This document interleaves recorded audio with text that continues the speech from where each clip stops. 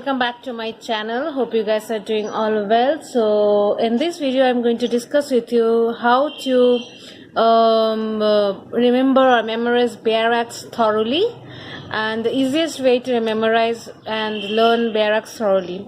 So if you are new to my channel, make sure you have subscribed to it and hit the bell icon to get notified every time I upload a video. If you like the video, then don't forget to give it a thumbs up, share my video, and do watch till the end.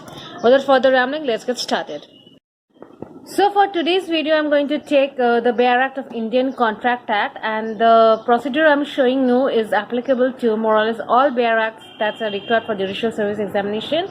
So the first thing that you need to do is to that the process is of two stages.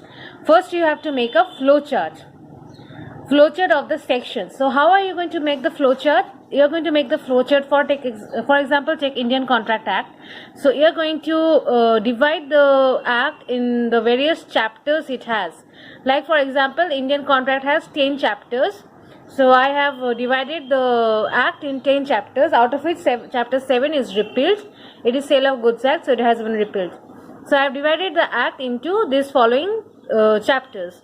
It will be better if you write down the name of the chapters under each chapter, like chapter 1 definition or communication, chapter 2 is contingent contract, chapter 3 agreement, and kind of you can write down the headings below them. It will be easier for you to remember.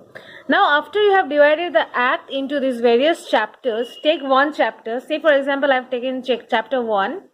Then divide chapter 1 into two portions, like the starting section and the ending section. So if you remember the starting section and the ending section of one particular chapter, it will be much easier to remember the sections in between them.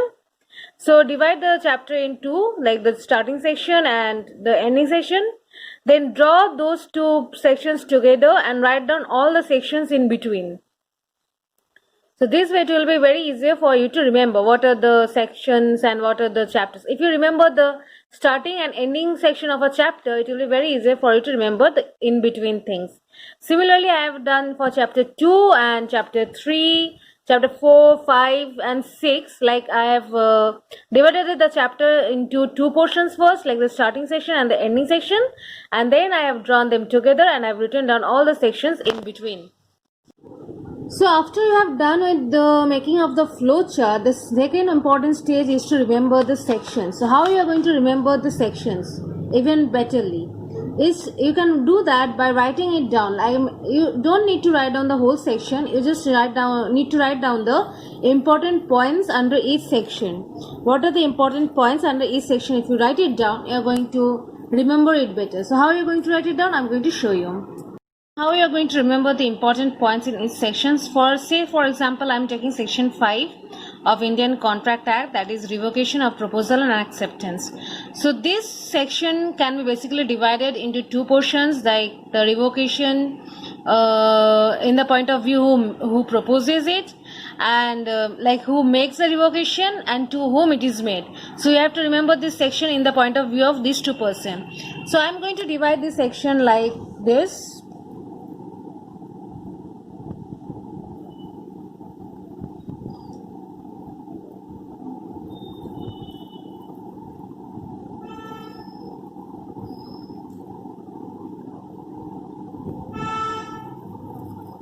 So when the revocation is complete against the person who makes it is when it is like now I'm going to draw an arrow like this below it, and I'm going to write down